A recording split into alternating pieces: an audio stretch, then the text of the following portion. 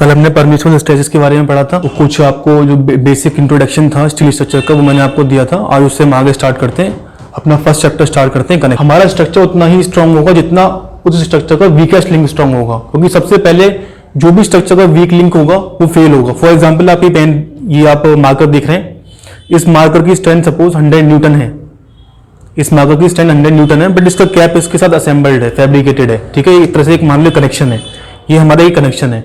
ठीक है, तो हो सकता है कि ये जो कैप है ये इससे अलग हो जाए, ये कैप इससे अलग हो जाए इसकी स्ट्रेंथ से पहले, यानी कि हो सकता है ये कैप हमारा शियर में फेल हो जाए, क्योंकि ये मैं इसको खींच रहा हूं तो ये इस तरह से स्लिप हो जाएगा इसके ऊपर से। तो इसीलिए आज यानी कि इसीलिए कहा गया कि a structure is only as strong as its weakest link, यानी कि जो उसका सबसे वीक लिंक होगा वो सबसे पहले फेलियर होगा। और हमेशा हमारा कंसर्न रहता है कि हमारा कनेक्शन कभी फेल ना हो, कनेक्शन कभी फेल ना हो, चाहे मेंबर फेल हो जाए। उसका कारण होता है कनेक्शन कभी फेल ना हो, कारण है क्योंकि सपोज कर लो कि हमारा कोई भी स्ट्रक्चर है, कनेक्शन है, कनेक्शन पे सपोज 3 एंगल जुड़ी हुई है मेरी आके, एक गसट प्लेट ले ली हमने, ठीक है, यहाँ पे कनेक्शन है, ऐसे गसट प्लेट ले ली हमने, कोई भी 3 कनेक्शन है। ठीक है, हो सकता है कि सिंगल बोल्ट से कनेक्टेड हो। यदि हमारा ये कनेक्शन फेल हो गया, कनेक्शन फेल हो गया तो हमारा स्ट्रक्चर जो है डिस्टेबलाइज हो जाएगा।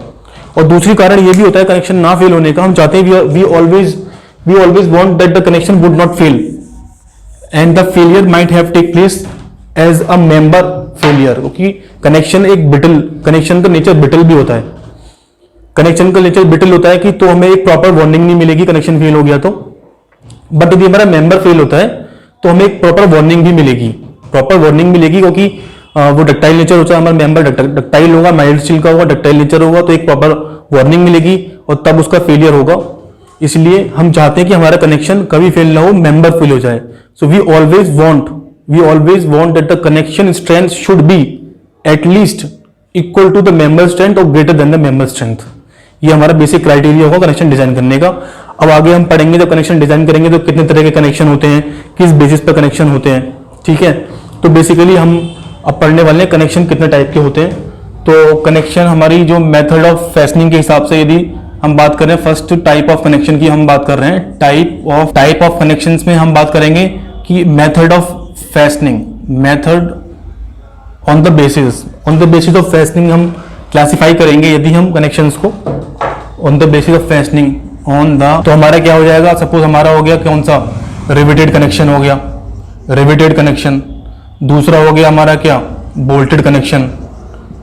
तीसरा हमारा क्या हो गया, वेल्डेड कनेक्शन। ये हमें बेसिकली पढ़ने हैं यहाँ पर। रिवेटेड कनेक्शन हमारा किस में आ जाएगा, WSM में हम पढ़ेंगे इसको, तो इसको हम आगे डील करेंगे बाद में। अभी हम बात करेंगे सिर्फ LSM की, यानी बोल्टेड कनेक्शन की बात करेंगे और वेल्डेड कनेक्शन की बात करेंगे।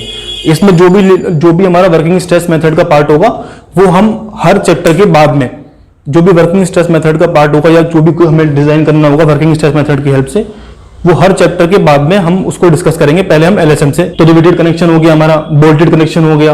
बोल्टेड कनेक्शन हमारा 2 तरह के, बोल्टेड कनेक्शन भी हमारा 2 टाइप का होता है। इसमें क्या होता है, एक होता है बियरिंग से लोड ट्रांसफर होगा, और एक हमारा होगा किससे, फ्रिक्शन से ट्रांसफर होगा। फ्रिक्शन से ट्रांसफर होगा, एक बियरिंग से ट्रांसफर होगा, फ्रिक्शन से ट्रांसफर होगा और एक बियरिंग से ट्रांसफर होगा। तो ये भी हम आगे चल के पढ़ेंगे। फिर हमारा आएगा वेल्डेड कनेक्शन। हमारा बोल्टेड कनेक्शन की एफिशिएंसी 100%, मतलब बोल्टेड कनेक्शन की एफिशिएंसी हमारी 100% कभी नहीं हो सकती, वो भी हम देखेंगे, एफिशिएंसी निकालेंगे जब। इसीलिए हमारा वेल्डेड कनेक्शन का जन्म हुआ। फिर हम वेल्डेड पढ़ेंगे, वेल्डेड में भी कई तरह की वेल्डेड कनेक्शन पढ़ेंगे। ठीक है, फिलेट वेल्ड, बट वेल्ड, कौन सा कब यूज करना है, कैसे करना है, वो सारी चीजें हम आगे चल के देखेंगे। ठीक है, दूसरा मेथड होता है हमारा, तो अब हम पढ़ेंगे, मैंने आपको बताया था कि रिवेटेड कनेक्शन हम बाद में पढ़ेंगे। ठीक है, अब हम पढ़ते हैं बोल्टेड कनेक्शन। बोल्टेड कनेक्शन पढ़ने से पहले हमको पता होना चाहिए कि बोल्ट क्या है, कौन से बोल्ट हम यूज करने वाले हैं, बियरिंग टाइप में या फ्रिक्शन टाइप में। तो हम पहले पढ़ते हैं, अब हम पढ़ेंगे बोल्टेड कनेक्शन। बोल्टेड कनेक्शन पढ़ने से पहले हमें बोल्ट के बारे में पता होना चाहिए। ठीक है, तो हमें बोल्ट के बारे में पता होना चाहिए। तो कई तरह के बोल्ट होते हैं हमारे, देखिए, अनफिनिश्ड बोल्ट जिसको हम ब्लैक बोल्ट भी बोलते हैं, अनफिनिश्ड बोल्ट हो गया, फिनिश्ड बोल्ट हो गया, या फ्रिक्शन ग्रिप बोल्ट हो गया, या CG बोल्ट हो गया, वो सारे पढ़ेंगे। तो हम बात करते हैं पहले, फर्स्ट हमारा क्या है, अनफिनिश्ड बोल्ट। अनफिनिश्ड बोल्ट, इसी को हम क्या बोलते हैं, इसी को हम बोलते हैं ब्लैक बोल्ट, इसी को हम क्या बोलते हैं, ब्लैक बोल्ट। ठीक है, ये किस टाइप का हमें किस टाइप से ये फोर्स ट्रांसफर मैकेनिज्म इसकी क्या होगी। मैंने बताया था आपको बोल्ट में दो तरह से फोर्स ट्रांसफर होगा, एक होता है क्या बियरिंग से ट्रांसफर होगा, वो कैसे होगा वो बताऊंगा, दूसरा होगा फ्रिक्शन से ट्रांसफर होगा, वही बताऊंगा कौन सा कब यूज करते हैं कैसे करते हैं। तो अनफिनिश्ड बोल्ट या ब्लैक बोल्ट, ठीक है, ये हो गया हमारा। ये किससे बनता है, ये माइल्ड स्टील रॉड से हम बनाते हैं, इसको माइल्ड स्टील रॉड से बनाते हैं, माइल्ड स्टील रॉड यूज करते हैं, इसको मैं लिख सकता हूँ from mild steel rod, from mild steel rod से बनाते हैं। इसका हमारा जो हेड होता है, जो हमारा हेड होगा, हेड क्या होता है आप सोचोगे हेड, तो ये हमारा बोल्ट ले लिया हमने सपोज, ठीक है, तो ये हमारा हेड हो गया।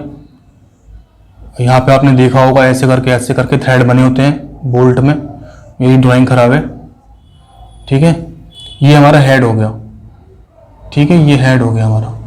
अब ये हेड कैसा है, ये हो गया हेड।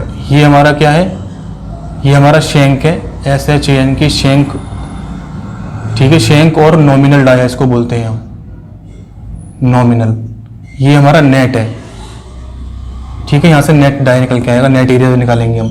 ये हमारा क्या हेड है, ये हेड है इसका बोल्ट का। अब इसका बोल्ट का हेड का जो हम क्या हो सकता है, स्क्वायर भी हो सकता है, हेक्सागोनल भी हो सकता है, यानी कि जो हमारे अनफिनिश्ड बोल्ट होते हैं और ब्लैक बोल्ट होते हैं वो दोनों फॉर्म में आते हैं, यानी कि वो हेड, हमारा जो हेड होगा, head could B square, head could be in square form, head could be in square और हेक्सागोनल, और कैसा होगा, हेक्सागोनल होगा। आपने देखा भी होगा जब आप बोल्ट देखते हो तो ऊपर उसका हेड कुछ ऐसा होता है, जैसे बेंजीन रिंग बना दो, बेंजीन रिंग हेक्सागोनल होती है, बेंजीन रिंग कैसी होती है, हेक्सागोनल होती है, 2 4 6 हेक्सागोनल। तो आपने देखा होगा जब बोल्ट कसते हैं तो हेक्सागोनल फॉर्म में होता है वो उसका हेड, और किसी किसी बोल्ट का स्क्वायर फॉर्म में होता है, किसी किसी बोल्ट का स्क्वायर फॉर्म में ऐसे होता है, तो उसे कसते हैं। तो ये दोनों मिलेंगे हम कितने, अनफिनिश्ड बोल्ट में मिलेंगे, दोनों किस में मिलेंगे, अनफिनिश्ड बोल्ट में। Head could be in square form और hexagonal form from mild steel rod. बस बेसिक नॉलेज दे रहा हूँ, ऐसा कोई इसका यूज है नहीं। और ये कैसे अब ये जो किस मैट्रिक यूनिट में अवेलेबल होती है, तो हमारी M16 हो गया, M20 हो गया, M24 हो गया, M30 हो गया, ये इनकी मैट्रिक यूनिट है। मैट्रिक यूनिट क्या है, मैट्रिक यूनिट में से M16 बोल्ट है मेरा, तो M16 बोल्ट के अंदर ये 16 क्या रिप्रेजेंट कर रहा है, ये 16 रिप्रेजेंट कर रहा है इसका नॉमिनल डायामीटर। क्या, नॉमिनल डायामीटर, ठीक है।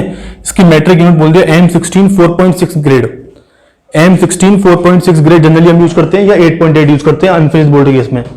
ग्रेड क्या है बताऊंगा मैं भी आपको। जैसे नॉमिनल डाया, तो नॉमिनल डाया क्या होगा, ये वाला जो शैंक है मेरा, ये है मेरा नॉमिनल डाया, ये शैंक का जो ये है ये नॉमिनल डाया है। ये हमारा जब हम नेट एरिया कैलकुलेट करेंगे तो ये वाला डाया यूज करते हैं, और इसको हम लेते कितना 78% लेते हैं, वो आगे बताऊंगा मैं। मैट्रिक यूनिट हो गई मेरी, तो बोल दिया M16 बोल्ट ऑफ 4.6 ग्रेड। किसी ने बोला M16 बोल्ट यूज कर रहे हैं हम, M16 bolt of 4.6 grade, 4.6 grade बोल सकता है, या बोल सकता है कि क्लास 4.6 या 8.8, ठीक है। तो 16 यहाँ पे क्या रिप्रेजेंट कर रहा है मेरा, ये 16 क्या रिप्रेजेंट कर रहा है मेरा, नॉमिनल डाया, तो यानी कि 16 mm नॉमिनल डाया है उसका, 16 mm फाई का है वो बोल्ट है, और ये 4.6 क्या है, ग्रेड। ग्रेड में जो हमारी ये होती है यूनिट, ये वाली यूनिट बिफोर डेसिमल जो है वो मेरी अल्टीमेट स्ट्रेंथ है, किसकी, बोल्ट की अल्टीमेट स्ट्रेंथ, यानी कि 4.6 ग्रेड का बोल्ट है। इसका मतलब उसकी जो अल्टीमेट स्ट्रेंथ है बोल्ट की वो कितनी है, 400 न्यूटन पर mm स्क्वायर, उसकी अल्टीमेट स्ट्रेंथ है ये, किसकी, बोल्ट की, 400 न्यूटन पर mm स्क्वायर। अब आप कहोगे कि सर ये चलो मान लिया मैंने अल्टीमेट स्ट्रेंथ हमारी इतनी आ गई, तो ये 0.6 क्या कर रहा है यहाँ पे, तो ये 0.6 क्या है मेरा, ये 0.6 बताता है आफ्टर डेसिमल जो भी वैल्यू होगी बताएगी कि कितने percentage, how much percent of this value is the yield value of the bolt. जो यील्ड स्ट्रेंथ है उसकी वो कितने परसेंट होगी, वो ये बताएगा आफ्टर डेसिमल पॉइंट, यानी कि जो उसकी यील्ड स्ट्रेंथ होगी बोल्ट की वो कितनी होगी, 0.60 into 400, 0.60 into 400 न्यूटन पर mm स्क्वायर, इसकी क्या होगी, यील्ड स्ट्रेंथ होगी। तो यानी कि हमने आपको बता दिया कि माइल्ड स्टील रॉड से हम बनाएंगे अनफिनिश्ड बोल्ट को, ब्लैक बोल्ट भी बोलते हैं। हेड कैसा हो सकता है, हेक्सागोनल भी हो सकता है, स्क्वायर फॉर्म में हो सकता है। शैंक क्या होता है, शैंक को नॉमिनल डाया बोलते हैं। नेट एरिया कैसे कैलकुलेट करते हैं आगे बताऊंगा। और जैसे M16 बोल्ट हो गया, M20, M24, M30 बोल्ट हो गया, तो इसमें 16 क्या है हमारे, नॉमिनल डायमीटर। नॉमिनल डायमीटर क्या है, ये जो अनथ्रेडेड है, ये थ्रेडेड पार्ट है मेरा, ये क्या थ्रेड्स हैं, THREADS थ्रेड्स हैं। ये थ्रेड्स नहीं होंगे तो हम इसको नट की हेल्प से नट इसमें नहीं अंदर कस सकता। तो यहाँ पर क्या होगा, नट होगा ना, एक नट जब हम बोल्ट लेंगे नट होता है, उसको ऐसे कसने के लिए थ्रेड होते हैं, तो वही थ्रेड है थ्रेड्स। तो जब हम किसी बोल्ट में थ्रेडिंग करेंगे तो उसका नेट एरिया कम हो जाएगा। नेट एरिया कम हो जाएगा, वो कितना हो जाएगा, वो 78% होता है, वो आगे बताऊंगा। यदि चलो यहीं पर मान लो, चलो इसको नोट कर लो पहले आप, अभी सब स्पेस नहीं है। वो हमारा पॉइंट है ये कि क्या होता है कि जब भी हम, जो हमारा बोल्ट होता है, बोल्ट का नॉमिनल डायमीटर होता है, जो भी बोल्ट होल होता है उसके अंदर थोड़ी टॉलरेंस, यानी कि जो बोल्ट होल का डाया होगा वो हमेशा ज़्यादा होगा किससे, हमारे नॉमिनल डाया से, नॉमिनल डाया से ज़्यादा होगा। और ये अनफिनिश्ड स्टेट में है, अनफिनिश्ड स्टेट में यानी कि कंप्लीटली फिल, ये कंप्लीटली फिल नहीं करेगा, कंप्लीटली फिल नहीं करेगा किसको, बोल्ट होल को। जैसे रिवेटेड कनेक्शन में क्या होता है, rivet fills the hole completely, rivet completely hole को फिल करती है, जबकि यहाँ बोल्टेड कनेक्शन में ऐसा नहीं होता है।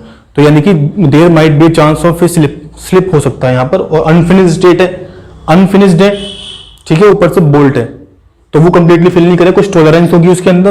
तो इसीलिए क्या यहाँ पे क्या होंगे, लार्ज डिफ्लेक्शन की पॉसिबिलिटी है। Large deflection could be there, large deflection could be there. Writing यार, राइटिंग साफ नहीं है, चलो दोबारा लिखता हूँ, कुड बी देयर। और क्या हो सकता है इसमें, और ऐसा उसमें खास है नहीं कुछ भी। एक अब इसमें बोल्ट होल, जैसे कि हम बोल्ट होल की टेबल बनाएंगे एक, वो देखेंगे, बोल्ट होल का डायमीटर निकालेंगे, आगे जब हम डिजाइनिंग स्टार्ट करेंगे तब देखते हैं। इसके बाद में हमारा दूसरा आता है फिनिश्ड बोल्ट। फिनिश्ड बोल्ट में क्या होगा, फिनिश्ड बोल्ट में क्या होगा, जो हमारा जो शाफ्ट पोर्शन होगा इसमें फिनिश नहीं था, अनफिनिश्ड था, वो उसमें थोड़ा फिनिश्ड होगा, थोड़ा फिनिश्ड होगा। तो जो as compare to unfinished bolt it will fill the hole much more as compare to unfinished hole. तो जो डिफ्लेक्शन होंगे वो कम, जो लार्ज स्केल डिफ्लेक्शन देखने को मिल रहे थे हमें इस केस में, यदि फेलियर होता था, बट इस केस में ऐसा नहीं होगा अनफिनिश्ड बोल्ट के अंदर। और इसके अंदर एक चीज और जो हमें क्या होगा, जैसे कि यहाँ पर हमारा जो बोल्ट था उसका जो हेड था, हेड वहां पे स्क्वायर था या फिर हेक्सागोनल था, यहाँ पे सिर्फ हेक्सागोनल होगा। यहाँ पे कैसा होगा, सिर्फ हेक्सागोनल होगा। और ये भी हमारा किससे बनेगा, माइल्ड स्टील रॉड से बनेगा, माइल्ड स्टील रॉड, ये भी हमारा माइल्ड स्टील रॉड से ही बनेगा। तीसरा आता है हमारा फ्रिक्शन बोल्ट। जो फ्रिक्शन बोल्ट में क्या होगा, इसमें कोई स्लिपेज नहीं होगा, फ्रिक्शन मैकेनिज्म से वो ट्रांसफर होगा। और इसमें फ्रिक्शन मैकेनिज्म वो ट्रांसफर होगा, जैसे कि हमारा high strength friction grip bolt होगा, HSFG, हाई स्ट्रेंथ फ्रिक्शन। इसमें क्या होगा, क्लैंपिंग एक्शन के थ्रू, ये हम आगे पढ़ेंगे। High strength friction grip bolt जब हम यूज करते हैं तो क्लैंपिंग एक्शन के थ्रू हमारा फोर्स ट्रांसफर होता है, क्लैंपिंग एक्शन के थ्रू हमारा फोर्स ट्रांसफर होगा। और इसके अंदर कोई भी ऐसा कॉन्टैक्ट नहीं होगा, होल के बीच में काफी टॉलरेंस होगा, तो जो क्लैंपिंग एक्शन से हमारा फोर्स ट्रांसफर होगा और कोई स्लिप नहीं होगी, there will be no slippage and it will be able to transfer more load as compare to हमारा ब्लैक बोल्ट, तो हमने अब देखा यहाँ पर। अब हम बात करते हैं, तो अब हम बात करते हैं बोल्टेड कनेक्शन में हमारा बोल्ट देखा था, तो हमारा जो नॉमिनल एरिया है वो कितना पार्टिसिपेट कर रहा है और कितना हमारा जो हमने बोल्ट बनाया है। तो यहाँ का जो एरिया होगा, सपोज ये डायमीटर मेरा कितना है 5, तो ये एरिया कितना होगा रॉड का, ये इस रॉड का एरिया कितना होगा, जो बोल्ट की रॉड है, सपोज ये बोल्ट है, मेरा हेड है, ठीक है, यदि इसका डायमीटर 5 है तो एरिया कितना होगा, तो एरिया ऑफ शैंक जो होगा वो कितना होगा मेरा, वो होगा π/4। 5 से आपको कंफ्यूजन हो तो इसको डी लिख लो, π/4 इंटू डी स्क्वायर। ये क्या है, डाया ऑफ शैंक, ये होगा डाया ऑफ शैंक। तो लेकिन यदि हमारा जब फोर्स ट्रांसफर होगा वो सपोज हमारा शैंक से नहीं होकर नेट से होता है, वो भी हम देखेंगे, शैंक से नहीं होकर नेट से होता है, तो उस केस में हमारा आईएस कोड कहता है, कि only 78% area would be effective, यानी कि उस केस में जो हमारा नेट एरिया इफेक्टिव होगा फोर्स ट्रांसफर में वो कितना होगा, 78% of what, 78% of shank, area of shank, यानी कि 0.78 इंटू π/4 डी स्क्वायर, इतना एरिया मेरे क्या होगा, इफेक्टिव होगा। अब आप कहेंगे सर आप फोर्स ट्रांसफर बोले हो, तो फोर्स ट्रांसफर हो कैसे रहा है, चलो देखते हैं। हमारी ये कोई प्लेट है और एक प्लेट है, ये हमारा एक लैप जॉइंट है, यहाँ से पीछे खींच रहा हूँ और यहाँ पर एक बोल्ट लगा हुआ है, क्या लगा हुआ है, एक बोल्टेड कनेक्शन है, ठीक है, ये मेरा बोल्टेड कनेक्शन है, तो सपोज करो मेरी जो थ्रेडिंग है आपको दिख रहा है ना, मेरी जो थ्रेडिंग है वो यहाँ तक है, वो मेरी थ्रेडिंग कहाँ है, यहाँ तक है। जब मेरी थ्रेडिंग यहाँ तक है तो जब मेरा फोर्स ट्रांसफर होगा इससे, तो फोर्स ट्रांसफर होगा तो कौन सा एरिया इफेक्टिव लग रहा है आपको? जब मैं इसका फ्री बॉडी डायग्राम बनाऊंगा, जब मैं इसका फ्री बॉडी डायग्राम बनाऊंगा तो बना लेते हैं चलो।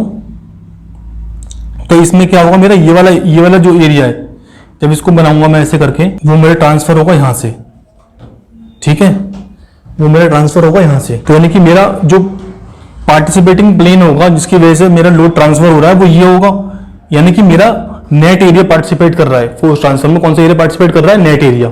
जब नेट एरिया पार्टिसिपेट कर रहा है तो हम एरिया भी किसका लेंगे? जब हम डिजाइन करेंगे ए नेट लेंगे, जब हम डिजाइन करेंगे ए नेट लेंगे। मैंने आपको बताया था कल कि डिजाइन स्ट्रेंथ हमें से क्या होगी, डिजाइन स्ट्रेंथ होगी cross sectional area into permissible stress. ये कल बताया था। पूरी स्टील स्ट्रक्चर इसी फॉर्मूले पे खत्म हो जाएगी, पूरी स्टील हमारी इसी फॉर्मूले पे खत्म हो जाएगी, cross sectional area into permissible stress. और मैंने आपको कल बताया भी था परमिसिबल स्ट्रेस के बारे में। परमिसिबल स्ट्रेस का बताया था मैंने कि जब हम क्या लेंगे, परमिसिबल स्ट्रेस को बताया था जब हम यील्ड लेंगे तो 1.1 से डिवाइड करेंगे, फैक्टर ऑफ सेफ्टी जो लेंगे 1.1 लेंगे, और यदि हम क्या लेते हैं अल्टीमेट लेते हैं तो 1.25 लेंगे। ये याद करना है, इसमें कुछ समझने का नहीं है, आईएस कोड ने कहा है ऐसा। जब हम यील्ड पे डिजाइन करेंगे तो 1.1 लेंगे, अल्टीमेट पे डिजाइन करेंगे तो 1.25 लेंगे, ठीक है। अब क्या होगा यदि हमारा शेयर भी आ जाता है, if shear is also there, ये मैंने कल बताया था आपको, if shear is also there, shear भी है और माइल्ड स्टील हमारा है। हमारे बोल्ट भी देखो हमने बताया था, बोल्ट भी मेरे माइल्ड स्टील से बने हुए हैं और मेरे मेंबर भी माइल्ड स्टील से बना हुआ है। बोल्ट भी माइल्ड स्टील से बने हुए, माइल्ड स्टील रोड का तो बोल्ट बना हुआ मैंने पढ़ाया था अभी।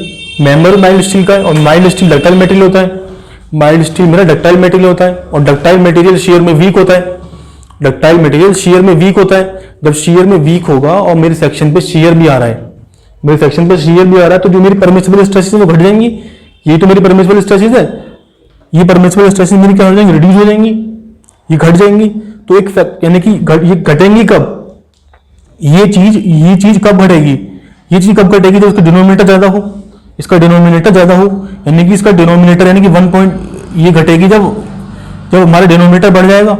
डिनोमिनेटर बढ़ जाएगा जब हमारा, डिनोमिनेटर बढ़ाने के लिए क्या करा कोड ने एक अपना एक्सपेरिमेंट देखा कि यदि हम √3 से मल्टीप्लाई कर देते हैं इस फैक्टर में, किससे, √3 से, तो वो हमेशा हमें सेफर साइड ले जाता है, सेफर साइड ले जाता है, यानी कि शेयर में हम सेफ रहेंगे यदि हम ये फैक्टर ऑफ सेफ्टी यूज करेंगे। यानी कि जो फैक्टर ऑफ सेफ्टी हम यील्ड के लिए 1.1, अल्टीमेट के लिए 1.25 और शेयर है तो √3 से मल्टीप्लाई।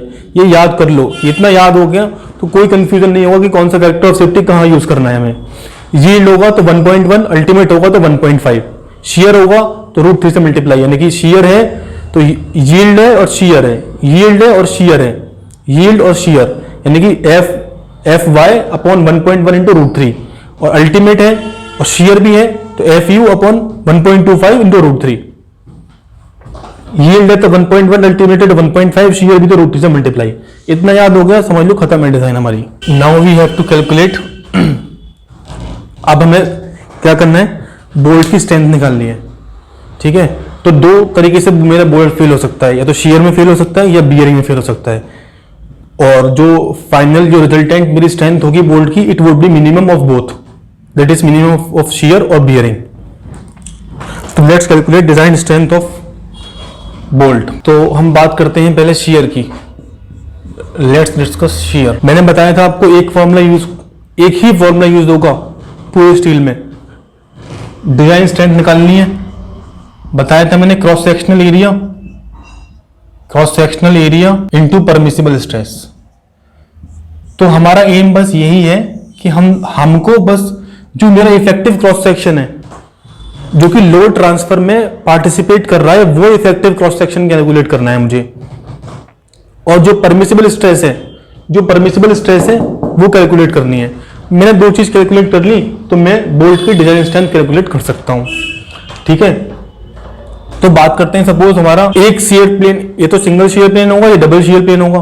सपोज हमारा मैंने ले लिया सिंगल शेयर प्लेन है, तो सिंगल शेयर प्लेन में कैसे होगा, सपोज कर लो ये हमारी एक प्लेट है, यहाँ पे लोड, सपोज मैं इसको खींच रहा हूँ, पीछे ट्रांसफर हो रहा है मेरा, ये कहीं पे भी कनेक्ट हो सकता है, ये चीज कहीं पे भी कनेक्ट हो रही है, ट्रांसफर एक मेंबर से दूसरे मेंबर पे लोड ट्रांसफर हो रहा है, ठीक है, ये कहां से कनेक्टेड है, ये मैंने बीच में से किसी भी स्ट्रक्चर के कहीं से भी मैंने बीच में से निकाल के यहाँ रख दिया है। ये जॉइंट मैंने कहीं से भी निकाल के यहाँ रख दिया है बस। ये किसी का भी पार्ट हो सकता है, किसी ट्रस का हो सकता है, बेस ट्रस का हो सकता है, एक normal steel structure high rise building का हो सकता है, दैट डजंट मैटर। मेरा एम क्या है, मुझे बस बोल्ट की डिजाइनिंग स्ट्रेंथ कैलकुलेट करनी है। तो मैंने कोई भी एक जॉइंट उठा के ग्लास जॉइंट उठा के मैंने यहाँ रख दिया, जिसमें फिर उसमें एक मेरा बोल्ट लगा हुआ है, बोल्ट ऐसे कनेक्टेड है। सपोज मेरा ये थ्रेडेड पोर्शन है, ये पूरा थ्रेड होंगे ऐसे करके, ये थ्रेड है, ये थ्रेड है, ये थ्रेड है। तो यदि मैं इसका, हाँ हम पहले बात कर रहे थे इसका एफबीडी बनाएंगे, यदि इसका एफबीडी बनाऊंगा मैं, तो सपोज बोल्ट का एफबीडी बनाता हूं मैं। ये बोल्ट है मेरा, ये है मेरा, ठीक है यहां तक, और ये टूट के यहां से मैंने ये ले दिया, ये पूरा थ्रेडेड पोर्शन है। मैं भी अज्यूम कर रहा हूं कि थ्रेडेड पोर्शन तक मेरा रोड ट्रांसफर थ्रेडेड पोर्शन से हो रहा है, जरूरी नहीं हो, बट मैं अज्यूम कर रहा हूं अभी। तो अभी सपोज मैंने यहाँ पे कितना लोड लगाया था, पी लोड लगाया था, पी लगाया था, तो ये पी ट्रांसफर होगा ऐसे, ये पी ट्रांसफर होगा ऐसे, ये फाइनली पी ट्रांसफर हो जाएगा ऐसे, और ये आगे इसमें ट्रांसमिट हो जाएगा। ठीक है, ये लोड ट्रांसफर हो गया। तो अब मेरे को क्या करना है, मेरे को कुछ नहीं करना, design strength of this bolt निकाल लिया in shear, there is only one shear plane, there is only one shear plane, एक ही शियर प्लेन है मेरा, दूसरा तो दिख नहीं रहा मुझे कहीं भी। यहाँ से फेलियर होगा इसका, ऐसे करके खींच जाएगा, ये शियर में फेल हो जाएगा, ये बोल्ट दिख रहा है आपको, ये बोल्ट शियर में फेल हो जाएगा यहाँ से ऐसे करके। तो यानी कि जो मेरा क्रॉस सेक्शनल एरिया जो इफेक्टिव है, जो इस फोर्स को ट्रांसमिट करने में जो क्रॉस सेक्शनल एरिया मेरा इफेक्टिव है, वो कितना है, वो कितना है, वो थ्रेडेड पोर्शन है ना, वो नेट एरिया है, शैंक एरिया तो नहीं है, वो नेट एरिया है, शैंक एरिया नहीं है ना, वो नेट एरिया है। तो यानी कि वो कितना होगा, यानी कि वही क्रॉस सेक्शनल इफेक्टिव होगा मेरा। तो ए नेट कितना होगा, ए नेट कितना होगा, ए नेट होगा मेरा 0.78 into area of shank. Assume कर लो कि जो D is equal to dia of shank है, डाया ऑफ शैंक मेरा कितना है, डी है, डाया ऑफ शैंक डी है, यानी कि इसका डायमीटर कितना है, डी है, इसका डायमीटर डी है। तो ये एरिया कितना आ गया फाइनली, तो मैं इसको कैलकुलेट कर सकता हूँ 0.78 into π/4 D square, π/4 D square, ये आ गया। ठीक है, अब कितने प्लेन है यहाँ पर, अब ये तो हो सकता है कि एक प्लेन हो, दो प्लेन हो, तो मेरे को एक ही प्लेन दिख रहा है ना, एक ही प्लेन में there is only one single shear plane जिसमें लोड ट्रांसफर हो रहा है। तो यानी कि नेट एरिया ये फाइनल होगा मेरा। तो यदि फाइनल जो नेट एरिया होगा वो क्या होगा, number of shear planes, number of shear planes into A net. A net क्या है, net area of one shear plane, net area ये क्या है, of one plane, of one shear plane. तो हमारे कितने शियर प्लेन है यहाँ पे, एक ही शियर प्लेन है, जब हमारा एक ही शियर प्लेन है तो ये 1 हो गया, इंटू एरिया हमारे कितना हो गया, यही हो गया, यानी कि 0.78 इंटू π/4 डी स्क्वायर। तो ये हमारा फाइनल नेट एरिया आ गया यही, क्योंकि वन शियर प्लेन है ओनली। तो यानी कि एक काम तो मेरा हो गया, मैंने क्रॉस सेक्शनल एरिया कैलकुलेट कर लिया है, मैंने क्रॉस सेक्शनल एरिया कैलकुलेट कर लिया है। अब मुझे कैलकुलेट करनी है परमिसिबल स्ट्रेस। क्या कैलकुलेट करनी है, परमिसिबल स्ट्रेस। यदि मैंने परमिसिबल स्ट्रेस कैलकुलेट कर ली तो मैं इसकी डिजाइन स्ट्रेंथ कैलकुलेट कर लूंगा, कुछ बचता ही नहीं है फिर तो परमिसिबल स्ट्रेस हम कैलकुलेट करें, यदि परमिसिबल स्ट्रेस, तो परमिसिबल स्ट्रेस जो होती है बोल्ट की, बोल्ट मेरा जब शियर में होगा, शियर में बोल्ट मेरा अल्टीमेट तक जाएगा, ultimate, it will reach ultimate, it's ultimate strength. तब ये मेरी अल्टीमेट स्ट्रेंथ में जो फेल होगा ये अल्टीमेट में फेल होगा, यानी कि F U ultimate of bolt, F U ultimate of bolt. ऐसा it has been observe that कि जो हमारा बोल्टेड बोल्ट होता है जब शियर में फेल होता है तो अल्टीमेट पे जाके अल्टीमेट में फेल होता है वो। तो अल्टीमेट में फेल होगा तो मैंने बताया था आपको, जब भी अल्टीमेट आता है तो अल्टीमेट आएगा तो हम नीचे क्या लिखेंगे, अल्टीमेट आएगा तो नीचे क्या लिखेंगे 1.25, 1.25 यही तो बताया ना, 1.25 लिखेंगे नीचे फैक्टर ऑफ सेफ्टी। अब मैं 1.25 लिख दिया। अब यहाँ पे शेयर भी है, क्योंकि अब शेयर की बात कर रहे हैं, शेयर में फेल हो रहा है, if it is Fehling in share तो ये फैक्टर ऑफ सेफ्टी किससे मल्टीप्लाई हो जाएगा, ये फैक्टर ऑफ सेफ्टी मल्टीप्लाई किससे हो जाएगा, √3 से मल्टीप्लाई हो जाएगा। किससे, √3 मल्टीप्लाई हो जाएगा। यानी कि मेरी परमिसिबल स्ट्रेस आ गई, मेरी परमिसिबल स्ट्रेस निकल के आ गई, मेरा एरिया नेट निकल के आ गया, तो मेरी डिजाइन स्ट्रेंथ निकल के आ गई। तो डिजाइन स्ट्रेंथ मेरी कितनी हो गई, यहां लिख देता हूं मैं, डिजाइन स्ट्रेंथ मेरी कितनी हो गई 0.78 into pi by 4 D square into F you bolt upon 1.25 into √3। ये मेरी डिजाइन स्ट्रेंथ हो गई फाइनली। ये डिजाइन स्ट्रेंथ किसमें हो गई? शेयर में। Design strength of a single bolt with 1 shearing plane, एक शेयरिंग प्लेन के लिए ये हो गई। अब 2 शेयरिंग प्लेन होंगे तब क्या होगा? तो इंटू 2, यहां पे जो नेट एरिया आया है वो इंटू 2 हो जाएगा। अब ये भी हो सकता है कि एक प्लेन तो मेरा थ्रेड में जा रहा हो, एक प्लेन मेरा शैंक में जा रहा हो, एक प्लेन मेरा थ्रेड में हो, एक प्लेन शैंक में हो।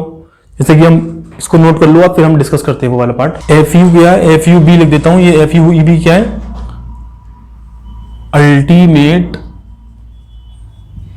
Bolt strength. अब आपको क्या अल्टीमेट बोल्ट स्ट्रेंथ कैसे निकालेंगे? तो आपको बताया था कि सपोज M16 बोल्ट दे दिया मुझे, M16 बोल्ट दे दिया, उसके ग्रेड दे रखा मुझे कितना? M16 bolt of grade 4.6। तो अल्टीमेट कितना हो गया? तो यही अल्टीमेट हो गया, यानी कि जो मेरा एफ यू बी अल्टीमेट जो कितना हो गया वो 400 हो गया। बताया था मैंने आपको 400 न्यूटन पर mm स्क्वायर हो गया। तो यही है वो, यदि ये ग्रेड है तो यही वो है। तो वो जो फॉर्मूला था हमारा सिंगल शेयर प्लेन था, उसको दोबारा लिख लेता हूं मैं। डिजाइन स्ट्रेंथ क्या थी हमारी? Cross sectional area. Cross sectional area कितना था सिंगल शेयर प्लेन में? यदि नेट एरिया इफेक्टेड था, नेट एरिया इफेक्टेड था तो कितना होगा?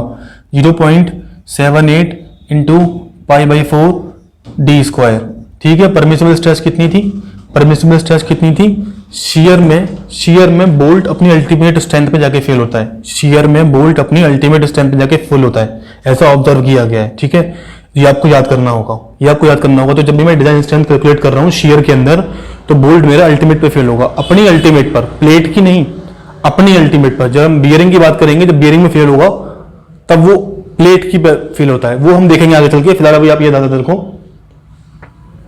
कि जब हमारा बोल्ट शेयर में फेल होगा तो उसकी डिजाइन स्ट्रेंथ जो हम कैलकुलेट करेंगे वो उसकी अल्टीमेट स्ट्रेंथ पर कैलकुलेट करेंगे। उसकी डिजाइन स्ट्रेंथ हम कैलकुलेट करेंगे उसकी अल्टीमेट स्ट्रेंथ पर। क्लास में याद कर लो ये बात, फिर डायरेक्ट आपको क्वेश्चन लगाने हैं, फिर कुछ नहीं करना है। ये याद नहीं करना है कि ये अल्टीमेट होगा, वहां प्लेट का होगा या बोल्ट का होगा, कितना फैक्टर ऑफ सेफ्टी होगा। मैंने इतनी बार बोल दिया, आपको यहीं पर याद हो जाना चाहिए, वरना कोई फायदा नहीं है मेरा पढ़ाने का।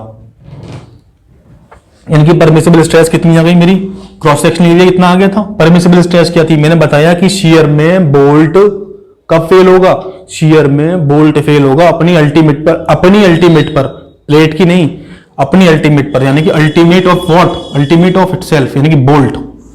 अब मैंने बताया था जब अल्टीमेट बोल्ट की है, सॉरी अल्टीमेट है, तो अल्टीमेट के केस में क्या आता है? 1.25 आता है, फैक्टर ऑफ सेफ्टी हम यूज करते हैं। 2 पार्ट्स में क्लासिफाई किया था, ध्यान नहीं है। जब हम यील्ड लेते हैं तो 1.1 लेते हैं, 10वीं बार रिपीट कर रहा हूं, यहीं पे याद हो जाना चाहिए इसलिए। और अल्टीमेट लेते हैं तो 1.25 लेते हैं। शेयर होता है तो √3 से मल्टीप्लाई कर देते हैं, यहाँ भी √3 से मल्टीप्लाई कर देंगे शेयर में। तो मैंने बताया कि ये बोल्ट है, सिंगल शेयर प्लेन है, तो नेट एरिया इफेक्टिव इतना हो गया। शेयर में बोल्ट कहाँ फेल होगा? अपनी अल्टीमेट पे फेल होगा, अपनी अल्टीमेट पे फेल होगा तो फैक्टर ऑफ सेफ्टी 1.25 आएगा, और शेयर है तो √3 भी आएगा। तो ये हो गया √3, ये भैया आ गया आपका फार्मूला। यानी कि डिजाइन स्ट्रेंथ मेरी कितनी हो गई? ये हो गई। ये मैंने दोबारा एक्सप्लेन कर दिया आपको। ठीक है, अब हम कैलकुलेट करेंगे कि ऐसी पॉसिबिलिटी भी है कि 2 प्लेन में हो, हमारे 2 प्लेन हो, यानी कि एक हमारा क्या हो, थ्रेड पोर्शन पे हो, एक थ्रेड पोर्शन पर ना हो, तो उससे एक जनरल फॉर्मूला हमारा ड्राइव हो जाएगा, उससे हमारा एक जनरल फॉर्मूला ड्राइव हो जाएगा। चलो देखते हैं कैसे होगा। सपोज ये हमारा प्लेट है, एक प्लेट और है हमारी कवर प्लेट, मान ली ये लोड डिस्ट्रीब्यूट होगा, यहाँ से P/2 जाएगा, यहाँ से P/2 जाएगा। ये कहीं भी कनेक्टेड है, कहीं भी हो सकती है, कोई भी ट्रस है, कोई ब्रिज ट्रस है, कोई हाई राइज बिल्डिंग ट्रस है, कुछ भी है, कोई कॉलम है, कोई लेसिंग है, कहीं से भी मैंने उठा के ये ऐसा कनेक्शन ले लिया है। ठीक है, यहाँ पे हमारे 2 कवर प्लेट लगी हुई है एक मेन प्लेट के बीच में। ठीक है, यहाँ पे मेरे 2 प्लेन्स होंगे। सपोज मेरा थ्रेडेड पोर्शन तो ये हो गया। तो यहाँ पर देखो जब हमारा लोड ट्रांसफर हो रहा है तो इस वाले पोर्शन पे तो थ्रेड नहीं है, no threads are over here, no threads are over here. तो इसका मतलब एक हम जनरल फॉर्मूला ड्राइव कर सकते हैं। एक जनरल फॉर्मूला हम ड्राइव कर सकते हैं यहाँ से। कैसे करेंगे? पहले हम इसका एफबीडी देखते हैं। कि कैसे लोड ट्रांसफर होगा। पहले हम इसका एफबीडी देखते हैं।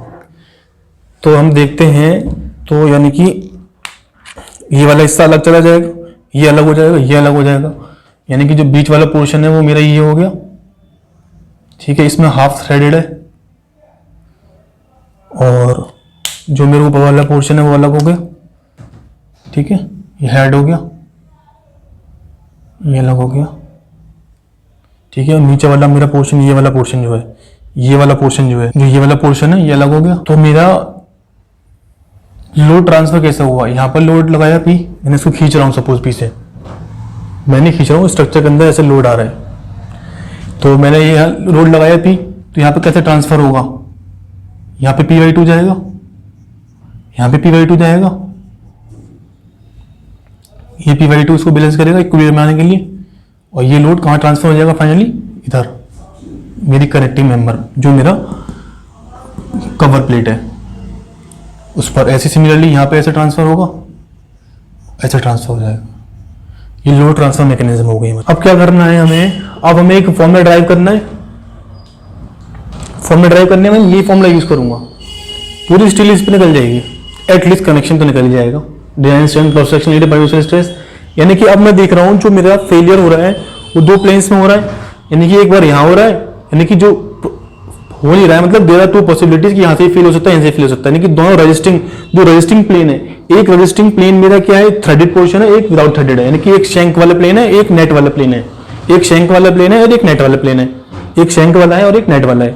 तो यदि मैं देखूं, यदि हम देखते हैं तो यहाँ पर जो हमारा क्रॉस सेक्शन एरिया आएगा इफेक्टिव, तो एक बार तो मेरा शैंक वाला आएगा, एरिया शैंक, ठीक है। तो उसका एरिया कितना हो जाएगा? π/4 d²। ओके, एक मेरा क्या आएगा? नेट एरिया आएगा, वो क्या हो जाएगा? 0.78 into π/4 d², 0.78 into π/4 d²। Okay, तो सपोज ऐसे शैंक वाले plane, suppose number of shank plane मेरे ns हैं और नंबर ऑफ नेट प्लेन्स मेरे कितने हैं? nn है। शैंक वाले प्लेन यहां तो एक ही दिख रहा है, number of shank plane nn है, ns है, ये nn है। तो यदि मैं कह सकता हूं कि तो टोटल एरिया जो इफेक्टिव होगा, टोटल इफेक्टिव एरिया कितना आ जाएगा मेरा? टोटल इफेक्टिव एरिया कितना आ जाएगा?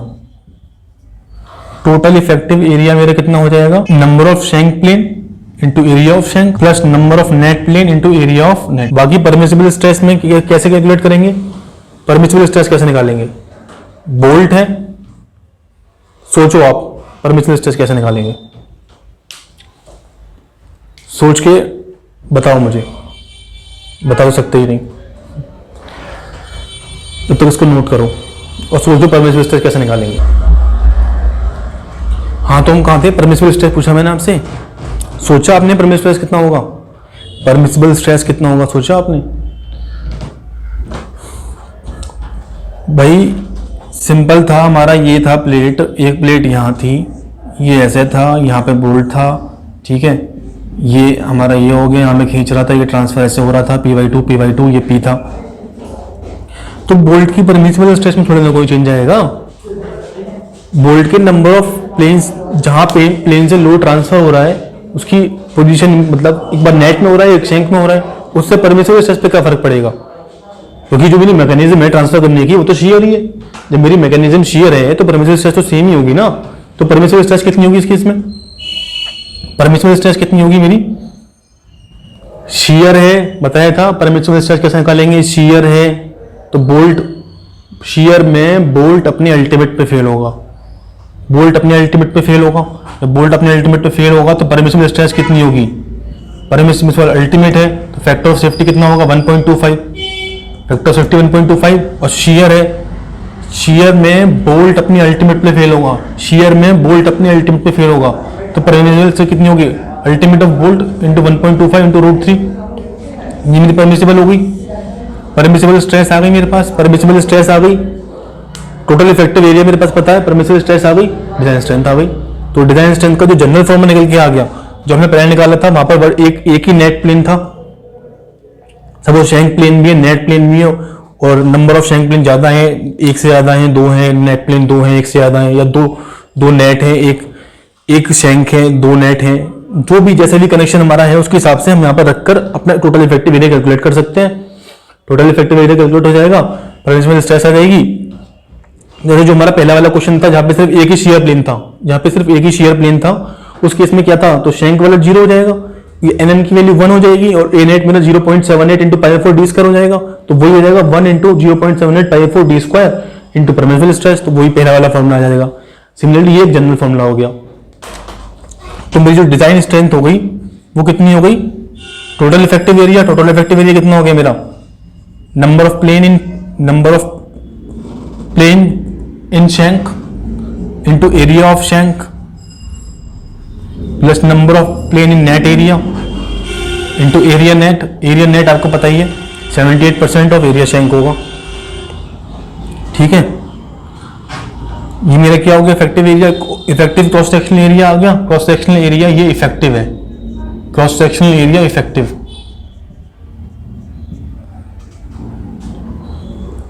क्रॉस सेक्शनल एरिया आ गया इंटू परमिसिबल स्ट्रेस कितनी होगी मेरी, ये होगी यानी कि FU बोल्ट, क्योंकि शेयर में बोल्ट अल्टीमेट पे फेल होगा, शेयर में बोल्ट अल्टीमेट पे फेल होगा, तो परमिसिबल कितना हो गया, ultimate upon factor of safety कितना होगा, अल्टीमेट तो 1.25, शेयर है तो √3, तो √3 इंटू 1.25, सिंपल, कुछ नहीं था इसमें भैया, लो हो गया तुम्हारा फॉर्मूला निकल के आ गया। तो ये लो भैया तुम्हारी डिजाइन स्ट्रेंथ ऑफ बोल्ट निकल के आ गया, किसमें, शेयर में। ठीक है, ये हमारा फॉर्मूला हो गया, ये हमारा क्या है, एक जनरल फॉर्मूला हो गया जो हमें याद रखना है। FU बोल्ट आपको पता है ग्रेड के हिसाब से निकलता है, सपोज हमारी M16 ग्रेड है या M20 है और 8.8 ग्रेड है, मेरी 8.8 ग्रेड है, तो F अल्टीमेट कितना हो गया, मेरा 800 हो गया। ठीक है, नॉमिनल डायमीटर कितना हो गया, 20 हो गया। अकॉर्डिंगली हमें वही देगा कि डिजाइन स्ट्रेंथ ऑफ बोल्ट निकालनी पड़ेगी जब हम कनेक्शन डिजाइन करेंगे। तो सपोज कह देगा कि इतना लोड आ रहा है, ठीक है, तुम्हें कनेक्शन डिजाइन करना है, तो नंबर ऑफ बोल्ट निकालने पड़ेंगे। तो नंबर ऑफ बोल्ट में तभी तो निकाल पाऊंगा जब मुझे एक बोल्ट की स्ट्रेंथ पता होगी, टोटल कनेक्शन पे लोड कितना आ रहा है। सपोज टोटल कनेक्शन पे लोड मेरा 100 न्यूटन आ रहा है, एक बोल्ट की स्ट्रेंथ सपोज 20 न्यूटन है, तो कितने बोल्ट रिक्वायर्ड है मुझे, 5, सिंपल यही करना है। अब बोल्ट की स्ट्रेंथ निकालनी पड़ेगी ना, एक बोल्ट की स्ट्रेंथ मुझे पता होनी चाहिए, तभी तो मैं टोटल नंबर ऑफ बोल्ट निकाल सकता हूँ कितने रिक्वायर्ड है। तो वही हम सीख रहे हैं अभी। तो उसको हम, हमारा पहला पार्ट था कि जो बोल्ट स्ट्रेंथ हमने शेयर में सीखी है अभी, शेयर के अंदर, अब हम बियरिंग के अंदर सीखेंगे। तो हम शेयर में भी निकालेंगे और बियरिंग में भी निकालेंगे, उन दोनों का जो मिनिमम होगा, क्योंकि जो बोल्ट है मेरा सपोज शेयरिंग है, बियरिंग में मैकेनिज्म में ट्रांसफर कर रहा है मेरा, तो जिसमें मिनिमम ट्रांसफर करेगा उसमें पहले फेल होगा। सपोज ये मेरा कोई मटेरियल है, इसकी टेंसाइल स्ट्रेंथ मेरी 100 है, बट इसकी शेयर स्ट्रेंथ कितनी है, 80 है। इसकी टेंसाइल स्ट्रेंथ 100 है, शेयर स्ट्रेंथ 80 है, तो पहले किस में फेल होगा ये, तो पहले शेयर में फेल होगा ना। तो मैं जो डिजाइन करूंगा तो मैं बताऊंगा अपने क्लाइंट को भाई कि 80 से ज्यादा इस पर लोड मत लगा देना, वरना ये टूट जाएगा, खराब हो जाएगा। तो 80 तो है इसका मैं, लेकिन उसमें और फैक्टर ऑफ सेफ्टी यूज कर रहा हूं, मैं उसको और कम कर दे रहा हूं, मैं कंजर्वेटिव साइड चले जा रहा हूं, मैं सेफर साइड चले जा रहा हूं, मैं और फैक्टर ऑफ सेफ्टी यूज कर लिया ताकि मैं जो अनसर्टेनिटीज हैं उनको मैं ओवरकम कर सकूं। तो ऐसे ही हम डिजाइन करेंगे आगे। तो आप इसको नोट कर लो, ये वाला फॉर्मूला। हाँ, तो अब हम शेयर में हमने कर लिया bolt, design strength of bolt हमने शेयर में कैलकुलेट कर लिया, अब हम बियरिंग में कैलकुलेट करेंगे। तो यहाँ पर जो भी मैं आपको बता रहा हूँ वो एकदम एग्जाम रिलेवेंट है, कोई भी फालतू की चीज नहीं पढ़ाई जा रही है, कोई भी फालतू की बात नहीं करी जा रही है, आपका टाइम वेस्ट नहीं किया जा रहा है। जो भी रिलेवेंट चीज है वही पढ़ाई जा रही है जो कि एग्जाम में पूछी जाती है, यानी कि 90% पॉसिबिलिटी है जो भी यहाँ होगा एग्जाम उसके अंदर से आएगा। उस 10 बाकी जो अदर 10% है उसको तो कोई भी कवर नहीं कर सकता, मतलब वो तो बहुत अनसर्टेन होता है। लेकिन हमारा एम होता है कि हम जो भी 90% एटलीस्ट है उसको हम एकदम मजबूत कर लें, अपना कंटेस्ट कर लें। तो 90% पे हमें ध्यान देना है पहले। सेम हमारा क्या होता है, वही लोड ट्रांसफर जैसे पहले हो रहा था ऐसे ही हो रहा है, बट हो सकता है कि वो शेयर में हो जाए, बियरिंग में हो जाए, डिपेंड करता है कि किसकी बियरिंग में क्या होगा। जो हमारा बोल्ट था यहाँ पर देखो जैसे लोड ट्रांसफर हो रहा था, ये लोड है सपोज P, यहाँ पर ऐसे ही ट्रांसफर हो रहा है अदर मेंबर को, यहाँ पर एक बोल्ट लगा दिया मैंने, अलग से देखूंगा यहाँ पे क्या होगा। अब बियरिंग में मैं आपको कैसे समझाऊं, बियरिंग में आपको एक देसी तरीके से समझाने की कोशिश करता हूँ। बियरिंग में क्या होगा, जैसे कि सपोज मेरा जो लोड ट्रांसमिट हो रहा है तो ऐसा होगा कि जो मेरा सर्कम जो बोल्ट का जो मेरा बोल्ट डिजाइन स्ट्रेंथ बोल्ट की बात कर रहा हूँ, तो ऐसा होगा कि जैसे कि चूहा ना बोल्ट को कुतर रहा है, चूहा बोल्ट को कुतर रहा है, चूहा बोल्ट को कुतरेगा, सपोज ये मेरी सर्कमफ्रेंस है, ठीक है, तो ऐसे लग रहा है कि इसको कोई खाने की कोशिश कर रहा है, इसको खाने की कोशिश कर रहा है, इस बोल्ट को यहां से इसको खाने की कोशिश कर रहा है, ठीक है, ऐसे दिख रहा है मुझे। यानी कि कितना मेरी कितनी सर्कमफ्रेंस इफेक्टिव आ रही है, यानी सपोज ये पूरी पाई डी है, ये पूरी पाई डी है, ये पूरी पाई डी है, 2πr सर्कमफ्रेंस होती है सर्कल की, यानी बोल्ट में सर्कुलर होगा इन प्लान, तो ये क्या होगी, मेरी पाई डी आ गई। लेकिन कितना इफेक्टिव ऐसे लग रहा है कि कोई इसको काटने की कोशिश कर रहा है, कट कट कट कट कुतरने की कोशिश कर रहा है चूहा। तो ये जो ये मेरा ये क्या हो जाएगा, ये वीक हो जाएगा प्लेन। तो हो सकता है कि वो शेयर में यहां से ना फेल होके बोल्ट यहां से टूट जाए, मेरा बोल्ट में यहां से टूट जाए। जो भी पहले होगा वही मेरी डिजाइन होगी, जो भी वीकेस्ट होगा हमारा, मैंने ऊपर लिखा हुआ है ये पूरा चैप्टर इसी पर है, structure is only as strong as its weakest link. एक स्ट्रक्चर उतना ही स्ट्रॉन्ग होता है जितना उसकी वीकेस्ट लिंक स्ट्रॉन्ग होती है। ये नहीं कि हो सकता है कि मेरे बॉडी के अंदर बहुत सारे पार्ट्स हैं, बहुत सबके अलग अलग स्ट्रेंथ है, हो सकता है कि मेरा हाथ 100 न्यूटन में टूट जाए, मेरे पैर 200 में टूटे, तो मेरी बॉडी की स्ट्रेंथ 100 न्यूटन होगी, क्योंकि मेरा हाथ ऑलरेडी टूट जाएगा, तो मैं काम नहीं कर पाऊंगा, पढ़ाऊंगा कैसे आपको। तो हम बात करते हैं बियरिंग की। इट्स लाइक जैसे चूहा उतर रहा है, ठीक है, बेसिक भाषा में समझाने की कोशिश करता हूँ, ठीक है, जैसे कि मैंने पढ़ा है, जैसे कि मैंने समझा है, मैं आपको वैसे ही समझाने की कोशिश कर रहा हूँ, ठीक है। हमारा अल्टीमेट एम है कि हमारा पेपर निकलना चाहिए, चाहे उसको चूहा कुतरे, चाहे वो जैसे भी लोग समझा रहे हैं, समझ में आना चाहिए, मेन मुद्दा समझ में आना चाहिए, ठीक है। तो मैंने ऐसे समझा है, तो मेरे को अच्छे से समझ में आया। बियरिंग में क्या हो रहा है कि जैसे कि इसको कोई कुतर रहा है चूहा, तो ये कितने इफेक्टिव है, कहाँ पे जो बियरिंग मेरी इफेक्टिव है, वो इफेक्टिव है इस वाले एरिया में, इस वाले एरिया में। यानी कि यदि ये टोटल सर्कमफ्रेंस मेरी कितनी है, पाई डी है, पाई डी 2πr, यानी कि पाई डी, यदि इसका डायमीटर मेरे डी है, तो सर्कमफ्रेंस कितनी होगी, पाई डी या 2πr, इसको ही 2πr बोलते हैं भाई, 2πr, इसको ही हम 2πr बोलते हैं। इस 2r को मैंने डी लिख दिया है, 2r को मैंने डी लिख दिया है, तो पाई डी लिख दिया है, ठीक है। तो पाई डी टोटल होगी पाई डी, तो यहाँ पे ये जो इफेक्टिव है बियरिंग कितने बने, वो पाई डी बाई 2 पर इफेक्टिव है। तो कितने इफेक्टिव है, पाई डी बाई 2 पर इफेक्टिव है, आधे पर इफेक्टिव है, पाई डी बाई 2 पर। तो कितने एरिया में इफेक्टिव होगी, सपोज इसका थिकनेस T1 है, सपोज इसका थिकनेस T2 है, इसका थिकनेस T2 है, इसका थिकनेस T1 है, तो पाई डी बाई 2 इंटू T1 या पाई डी बाई 2 इंटू T2, ये दो पॉसिबिलिटी है। तो यहां से खाली छुआ या यहां से खाली छुआ, तो दोनों तरफ से मुझे एक चुनना पड़ेगा, वो हम देखेंगे वो T1 T2 मिनिमम क्या है। तो ये हमारा एक्चुअली बियरिंग हो रही है, ये एक्चुअली हो रही है।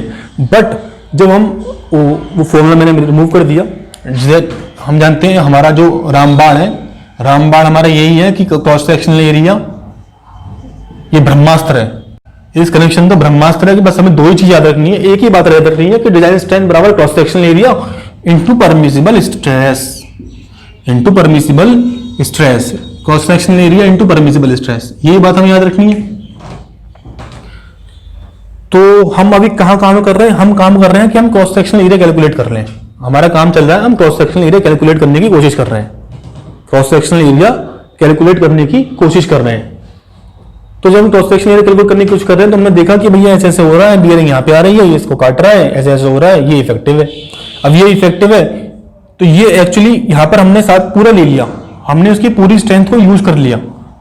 तो हम तो पूरा कभी यूज नहीं करते, हम हमेशा रिजर्व छोड़ते हैं, हम हमेशा रिजर्व छोड़ते हैं, क्योंकि हम लिमिट स्टेट पे काम कर रहे हैं, हम प्लास्टिक थ्योरी पे काम नहीं कर रहे हैं। तो हम चाहेंगे कि हम कंजर्वेटिव साइड जाएं, तो हम कंजर्वेटिव साइड जाएं, तो हम ये ना यूज करके पाई डी बाई 2 इंटू टी ना यूज करके हम यूज करते हैं D into T minimum use करते हैं। ये मेरा क्या होगा, एरिया इफेक्टिव होगा, एरिया इफेक्टिव होगा डी इंटू टी मिनिमम। आप चेक कर सकते हो, D into T pi by 2, पाई के लिए 3.145, यानी कि इससे कम है, ये वैल्यू इससे कम है, this value is greater than this, this value is greater than this value is greater than this. Wait a second, ये वैल्यू जो है मेरी इससे ज्यादा है, ये वाली वैल्यू मेरी इससे ज्यादा है। तो यानी कि जो एक्चुअल मैंने इफेक्टिव एरिया ले रहा हूं वो कम ले रहा हूं, मैं इफेक्टिव एरिया कम ले रहा हूं, यानी कि मैं डिजाइन स्ट्रेंथ को जो डेजिग्नेट करूंगा, बोल्ट की डिजाइन स्ट्रेंथ को मैं जो कहूंगा उससे, मैंने उसको पहले ही रिजर्व एक स्ट्रेंथ को रिजर्व कर लिया है। मुझे पता है कि कोई अनसर्टेनिटी हो सकती है, कोई अनसर्टेन लोड आ सकता है, या हो सकता है कि मेरा जो मटेरियल है वो इतना ऑप्टिमल ना हो, आइडियल मटेरियल स्ट्रेंथ ना हो, मेरी कोई पॉसिबिलिटी हो सकती है। तो मैंने क्या किया, मैंने उसको ऑलरेडी पहले कवर कर लिया, मैंने उसको उस अनसर्टेनिटी को कवर कर लिया। यानी कि कायदे में तो मेरा ये एरिया इफेक्टिव है बियरिंग को लोड को ट्रांसफर करने में, इन case of bearing, through bearing इतना एरिया इफेक्टिव है, बट मैंने कहा नहीं इतना नहीं लूंगा, मैं इतना नहीं लूंगा क्योंकि मुझे नहीं पता कि क्या हो जाए, क्या अनसर्टेनिटी हो जाए, तो मैं इससे कम लूंगा। मैं इससे कम लूंगा तो मेरी जो फाइनल स्ट्रेंथ आएगी, डेजिग्नेटेड स्ट्रेंथ जो डेंस स्ट्रेंथ आएगी वो कम आएगी, यानी कि मैं बोल्ट पे लिखूंगा भाई ये 10 न्यूटन का बोल्ट है, ठीक है, बट एक्चुअली में हो सकता है वो 12 का हो, वो होगा 12 का, क्योंकि मैंने उसकी स्ट्रेंथ रिजर्व कर ली है। तो जब मैं 10 न्यूटन को उसको डेजिग्नेट करूंगा तो जो भी लोड उस पर अप्लाई किया जाएगा वो उसी को देखते हुए किया जाएगा कि 10 न्यूटन का है तो उससे हमें कम रखना है। तो ऑलरेडी जो उसकी स्ट्रेंथ एक्चुअल है वो उससे काफी कम है, तो शायद वो कभी फेल ही ना हो, इसीलिए हम हमेशा जाते हैं सेफर साइड की कस्में। ये हम बीइंग कंजर्वेटिव हमने ये चीज कम ले ली, यानी कि pi divide two T minimum, वो पाई डिवाइड टू टी, ये एक्चुअल बेरिंग ट्रांसफर हो रहा है बट हमने ले लिया इतना, क्यों? क्योंकि हम कंजर्वेटिव हम चाह रहे हैं कि ऐसा ना हो कि कुछ दिक्कत हो जाएगा चल के। तो एरिया इफेक्टिव कितना आ गया? इतना, यानी कि एक काम तो भैया मेरा हो गया, मैंने एक काम कर लिया, मैंने इफेक्टिव एरिया कैलकुलेट कर लिया। अब मेरी बात आती है बियरिंग, अब मेरी बात आती है परमिसिबल स्ट्रेस में कैसे कैलकुलेट करूं। दूसरी चीज रह गई मेरी परमिसिबल स्ट्रेस। भैया परमिसिबल स्ट्रेस मुझे कैलकुलेट करनी है, तो परमिसिबल स्ट्रेस मुझे कैलकुलेट करनी है तो भाई इसमें तो जैसे मैंने पहले बताया था कि शियर में क्या होता है, शियर में बोल्ट अपनी अल्टीमेट पे फेल होता है, ये मुझे याद रखनी है, इसका कोई लॉजिक नहीं है, मैं इसको एक्सप्लेन नहीं कर सकता। It has been observe that in shear the bolt will fail at its ultimate strength. Similarly it has been observe that in case of bearing जो मेरी इफेक्टिव अल्टीमेट होती है वो प्लेट की होती है। किसकी होती है? प्लेट की होती है। बस यहां पर एक और फैक्टर है जो हमें याद करना पड़ेगा, ठीक है जी। देखो इसमें कोई लॉजिक नहीं है, ऐसे एक्सपेरिमेंट किया गया, बहुत सारे हिट एंड ट्रायल किए गए, ट्रायल एंड एरर किए गए, फिर उसको फाइनली एक कंक्लूजन निकल के आया कि हमें ये चीज यूज करनी है। अपने स्टैंडर्ड हमें डिफाइन किए गए, यहाँ पर स्टैंडर्ड डिफाइन किए गए इस कोड में कि हम IS 800 2007 में कि हमें ऐसे यूज करना है। तो परमिसिबल स्ट्रेस में जब हमारा बोल्ट बियरिंग में फेल होगा, जब हमारा बोल्ट बियरिंग मैकेनिज्म में फेल होगा, जब हमारा बोल्ट बियरिंग में फेल होगा तो मेरी इफेक्टिव होगी क्या? अल्टीमेट प्लेट का। इफेक्टिव होगी अल्टीमेट प्लेट का, इफेक्टिव होगी अल्टीमेट प्लेट का। तो अल्टीमेट प्लेट है तो अल्टीमेट है तो 1.25। अब बोलोगे सर आपने √3 तो नहीं लिया, सर आपने √3 तो नहीं लिया। मैं भैया √3 क्यों लूंगा? मैं √3 क्यों लूंगा? शेयर कब है? बियरिंग है ना, तो √3 नहीं लूंगा। तो यही होना चाहिए परमिसिबल, ये परमिसिबल होना चाहिए, लेकिन ये परमिसिबल नहीं है, ये परमिसिबल नहीं है। इसमें एक फैक्टर और ऐड होता है 2.5 kb। 2.5 kb सर कहोगे आप बता दें सर कहां से नई चीज ला रहे हो? भाई मैं नहीं ला रहा हूं, ये कोड कह रहा है, ये कोड कह रहा है तो हमें माननी है। कोड के हिसाब से हमें सब कुछ डिजाइन करना है, तो जो कोड कह रहा है वो मानना है, तो हमने मान लिया भैया 2.5 kb आएगा तो आएगा, इसमें हम क्या कर सकते हैं? हमें तो पेपर निकालना है ना, महीने में हमारा पेपर निकालना है, तो हम 2.5 kb यूज निकालेंगे तो पेपर कैसे निकालेंगे? दोबारा लिखते हैं परमिसिबल स्ट्रेस तो हम परमिसिबल स्ट्रेस लिखते हैं जी। परमिसिबल स्ट्रेस हमारी कितनी आ गई? परमिसिबल स्ट्रेस आ गई हमारी, हमने बताया कि बोल्ट हमारा बियरिंग में प्लेट के अल्टीमेट पे फेल होगा, ठीक है जी, 1.25 आएगी, ठीक है। क्यों आएगी 1.25? अल्टीमेट है भैया, 1.25 आएगी, पहले बता चुका हूं, 10 बार बता चुका हूं, 20 बता चुका हूं, 100 बार बता चुका हूं, ठीक है भैया। लेकिन इसमें कैच है, कैच है वो कि हमने कैच कर लिया क्योंकि हमें पता है इस कोड है। वो कैच क्या है? 2.5 kb एक फैक्टर से मल्टीप्लाई की होगी। सर आप कहोगे सर ये kb क्या है? सर ये kb क्या है? आपने एक नया फैक्टर तो इंट्रोड्यूस कर दिया kb, ये kb है क्या? kb कुछ नहीं है भैया, kb एक मैं बता देता हूं आपको kb क्या है। तो यहां चलते हैं kb के बारे में डिस्कस करते हैं थोड़ा सा। kb है क्या? kb क्या है? हमारा kb है भैया minimum of, kb is minimum of E0 upon 3D0 P0 upon 3D0 minus 0.25 FU bolt upon FU plate 1 या 1। चलो इसको मैं रफ करता हूँ, साफ दिख नहीं रहा है, इसको मैं रफ करता हूँ, यहाँ पे साफ दिख नहीं रहा है। परमिसिबल स्ट्रेस से दोबारा डिस्कस करते हैं, परमिसिबल स्ट्रेस को दोबारा डिस्कस करते हैं फॉर्मूले को, और फिर हम लिखते हैं। तो हम कहां पे थे भाई? हम थे परमिसिबल स्ट्रेस, हमने डिस्कस की थी परमिसिबल स्ट्रेस। चलो ब्लैक मार्कर यूज करता हूं, शायद आपको दिख ना रहा हो। परमिसिबल स्ट्रेस कितनी थी हमारी? किस केस में? बियरिंग में कितनी थी? FU plate upon 1.25 into 2.5 kb, यही था। अब आप कहोगे सर ये के बी क्या है? मैंने बताया था के बी क्या है। के बी इज मिनिमम ऑफ, के बी क्या है, ये जो भी वैल्यू लिखी हुई है इनकी मिनिमम वैल्यू जो आएगी, यानी क्या लिखी हुई है, ई upon E not upon 3d not, ठीक है, P not upon 3d not minus 0.25 F you bolt upon F you plate, F you bolt upon F you plate.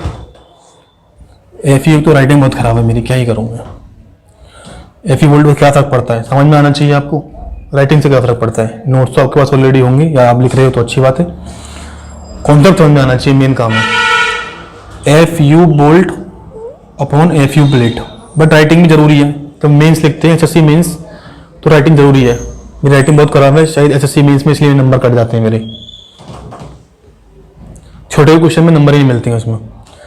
हमारा ये क्या आ गया 1, ठीक है। इसमें से जो मिनिमम वैल्यू होगी वो होगी, आप कहोगे सर ई नोट क्या है, 3d नोट क्या है, ई नोट क्या है, 3d नोट क्या है, पी नोट क्या है, ये सब तो आपने कुछ बताया ही नहीं। तो फिलहाल आप इसको नोट करिए, मैं आपको आगे बताऊंगा कि है क्या। ई नोट क्या है, मेरा एज डिस्टेंस है। पी नोट क्या है, पिच है, पिच गेज एज एंड सारे डिस्टेंस, ये हमारी सारी चीज। एक्चुअली मुझे पहले वही बताना चाहिए था बेरिंग डिस्टेंस निकालने से पहले, बट कोई बात नहीं, बस एक फैक्टर तो इंट्रोड्यूस हुआ कि भी इसमें ये वैल्यू आई है, आप इसे भी फिलहाल ऐसे ही लिख लो। मैं फिर आपको एक्सप्लेन करता हूँ गेज, पिच एंड एज, उनके कोडल प्रोविजंस क्या हैं, इस तरह जी मैं डिस्कस करता हूँ। फिलहाल अभी आप इसको लिख लो कि ई नॉट क्या है, मेरा एज डिस्टेंस है। एज क्या है, जैसे कि मैं आपको बता दे रहा हूँ, थोड़ा सा हल्का सा हिंट दे रहा हूँ, एज क्या है। सपोज मेरे यहाँ पर ये कनेक्टेड है, बोल्ट है, ये है एज डिस्टेंस, ये एज हो गया, ये एंड हो गया, सॉरी ये एज हो गया, ये एंड हो गया, ऐसी एड हो गया, ये पिच हो गई यदि ऐसे फोर्स लग रही है तो, ठीक है, ये गेज हो गई, ये सब चीजें बता रहा हूँ मैं अभी। तो अब हम कुछ, मैंने बताया था आपको मैं एज एंड, ठीक है, पिच गेज ये सारी चीज डिस्कस करूंगा, और कुछ कोडल प्रोविजंस है। यहाँ पर सपोज ये बोल्ट कनेक्टेड है, ये बोल्टेड कनेक्शन है मेरा, ठीक है। तो ये जो तो सेंटर टू सेंटर डिस्टेंस होती है, centre to centre distance between the bolt holes in the direction of applied force, यानी कि अप्लाइड फोर्स की डायरेक्शन में सेंटर टू सेंटर जो डिस्टेंस होगी मेरी बिटवीन द बोल्ट होल्स, वो मेरी क्या होगी, पिच। इसी को बोलते हैं पिच, PITCH पिच। और जो मेरे सेंटर टू सेंटर डिस्टेंस होगी between the bolt holes in the perpendicular direction of force, वो मेरी क्या होगी, गेज। क्या होगी, मेरी गेज, ठीक है। अभी हो सकता है कि ये मेरे जो बोल्ट लगे हुए हैं ये स्टैगर्ड हो, स्टैगर्ड का मतलब क्या है कि यहाँ बोल्ट हो, फिर यहाँ ना हो, फिर यहाँ हो, ठीक है, समझ रहे हो ना। जैसे कि सपोज मैं अभी तो मैंने यहाँ पर हर सेंटर लाइन में बोल्ट लगे हुए हैं, ठीक है। अभी मैं सपोज क्या कर दूं, एक बोल्ट यहाँ लगा दूं, एक यहाँ लगा दूं, एक यहाँ लगा दूं, ठीक है। तो यानी कि ये तो मेरी क्या हो गई, अभी ये मेरी जो पिच हो गई वो स्टैगर्ड हो गई, यानी कि ये स्टैगर्ड है, इसको स्टैगर्ड पिच बोलते हैं। कौन सी पिच हो गई, स्टैगर्ड पिच हो गई, ये स्टैगर्ड पिच हो गई मेरी, ये मेरी क्या होगी, गेज हो गई। स्टैगर्ड पिच का काम कहाँ आएगा, स्टैगर्ड पिच को हम पढ़ेंगे आगे चल के, जब हम इफेक्टिव एरिया निकालते हैं टेंशन मेंबर का, तो उस टेंशन मेंबर, हाँ शायद थर्ड चैप्टर है, जनरल इंट्रोडक्शन था, फिर कनेक्शन था, फिर थर्ड, हाँ। तो यानी कि जब वहाँ पे हम h²/4g रूल होता है एक, वो हम वहाँ पे यूज करेंगे स्टैगर्ड पिच का, वो आप आगे देखोगे effective area of tension member निकालने में। इसको अभी बस इतना याद रखो, पिच क्या होती है, गेज क्या होती है, स्टैगर्ड पिच क्या होती है। अब इनके कुछ कोडल प्रोविजन है जो हम देखने वाले हैं। देखो यहाँ से हम टेंशन मेंबर पहुंच गए तो कहीं से कहीं पहुंच सकते हैं, कुछ पता नहीं है। कल हम हाईवे पहुंच गए थे, सोम पे पहुंच गए। तो जब हम किसी सब्जेक्ट को ऐसे स्टडी करते हैं दूसरे को साथ, तो अच्छा लगता है। तो हम बात कर रहे थे कुछ कोडल प्रोविजंस की। कोडल प्रोविजंस ये बहुत इंपॉर्टेंट है, डायरेक्ट पूछता है पेपर 1 में। तो हमने बात करी इसकी पिच की बात करी, तो पिच की एक मिनिमम वैल्यू भी होगी, पिच की एक मैक्सिमम वैल्यू भी होगी, पिच की एक मिनिमम वैल्यू भी होगी, एक पिच की मैक्सिमम वैल्यू भी होगी, तो हम डिस्कस करते हैं। तो मिनिमम वैल्यू ऑफ पिच कितनी होगी, हम यदि पिच की बात करें, मिनिमम वैल्यू ऑफ पिच होगी, तो पिच की एक क्या होगी, मिनिमम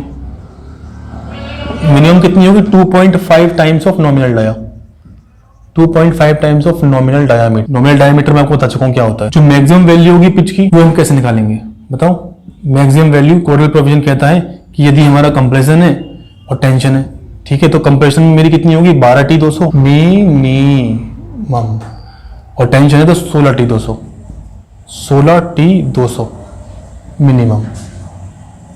ठीक है, तो अब ये आया कि सर हमने इसमें 12T यूज कर रहे हैं, इसमें 16T यूज कर रहे हैं, इसमें 12T यूज कर रहे हैं कंप्रेशन में, ताकि लोकल बकलिंग का डर रहता है। यानी कि यदि मैंने सपोज ज्यादा दूर कर दी, पिच की बात हो रही ना, मैक्सिमम मैंने 1 बोल्ट यहाँ रखा, 1 बोल्ट यहाँ रखा, और कंप्रेशन आ रहा है, 2 बोल्ट काफी दूरी पर है, तो कंप्रेशन आ रहा है, तो क्या होगा, बीच से वो उठ जाएगा, ऐसे करके, ऐसे हो जाएगा, ऐसे हो जाएगा। ठीक है, तो लोकल बकलिंग हो सकती है। तो लोकल बकलिंग ना हो इसलिए कंप्रेशन में मेरी जो मैक्सिमम पिच है वो मिनिमम है, वो मैक्सिमम पिच है वो less than that of tension. Tension में तो ऐसी प्रॉब्लम नहीं होगी, बट उसके अंदर भी मैक्सिमम, ताकि उसके अंदर भी एक लिमिट है, ताकि एक इवन डिस्ट्रीब्यूशन हो लोड का इवन डिस्ट्रीब्यूशन हो। ठीक है, ये कोडल प्रोविजंस हैं, इनको मैंने जिस तरीके से याद किया है समझ के मैं वैसे बता रहा हूँ आपको। ठीक है, तो पिच की जो minimum value 2.5 times of nominal diameter, maximum value हो गई कितनी कंप्रेशन के अंदर, सी आप समझ ना पाओ कहीं यार, सी ये कंप्रेशन है, ये कंप्रेशन है। ठीक है, तो इसका एक एग्जांपल ले लेते हैं। सपोज हम सॉल्व करते हैं, T = 10 पर एक थिकनेस ले लिया मैं 10 और एक थिकनेस ले ली मैंने क्या 20। मैं आपको पिच और इसके बाद में बियरिंग दोबारा बताऊंगा, अच्छा समझ में आएगा। तो T हमने 10 ले ली, तो इसमें रखते हैं कंप्रेशन में कितना आ गया, तो T मेरे कितना है, T 10 mm ले ली और ये 20 mm ले लिया, तो ये कितना आ गया 120। ये क्या है, पिच है, पिच की मैक्सिमम वैल्यू चेक कर रहा हूं मैं, 120 तो 200, 200 मिनिमम। और टेंशन में कितना आ गया मेरा, टेंशन में आ गया 160, 200 मिनिमम, 160 200 मिनिमम, 120 200 मिनिमम। तो इसमें क्या वैल्यू मेरी इफेक्टिव होगी 120, इसमें क्या होगी इफेक्टिव 160। ठीक है, 160 mm, ये mm। ठीक है, आ गया, तो मैक्सिमम पिच आ गई है, ये मैक्सिमम पिच आ गई। ऐसे ही यहां पर जब हम करेंगे इसमें T को 20 mm रखता हूं, तो 20 रखी तो ये कितनी होगी 240 हो गई।